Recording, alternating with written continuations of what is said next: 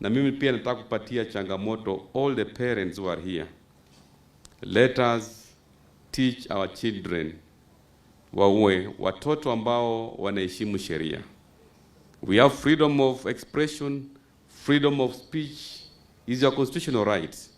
But let us not misuse that constitutional right na kuanza kutusi viongozi. Jambo lingine, tumekuwa na visa vya utekaji nyara watoto wetu. Sisi kama viongozi, we want to condemn mambo ya abductions.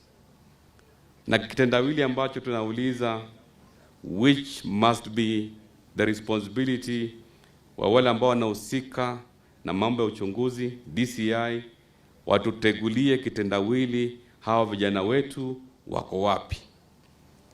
Na jambo ambalo ni muhimu kwa mambo ya utekaji nyara, nataka kusi viongozi watoe siasa na chuki na propaganda kwa jambo hili. Let the government institutions responsible for investigations give us what is the root cause. Na vijana wako wapi? We should not politicize mambo ya abduction.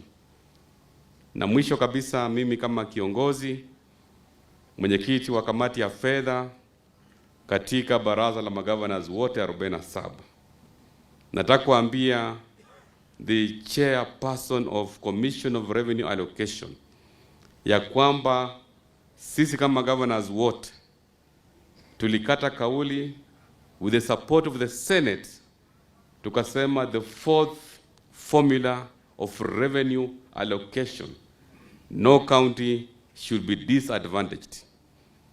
Nimeona ile proposal ambayo imetoka, the counties in the northern region ndio wanapasa pesa nyingi, and yet we have equalization fund. So I want to challenge CRA that whatever you are recommending to Senate, no counties should lose, no county should be disadvantaged. Ile mambo ambayo mheshimiwa nabii ameongea hapa, I support him.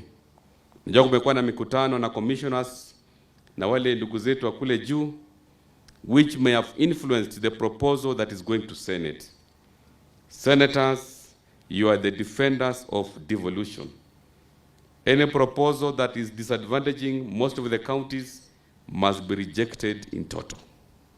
We must have fairness, we must have equity, and I know the Constitution and the PFM Act is very clear.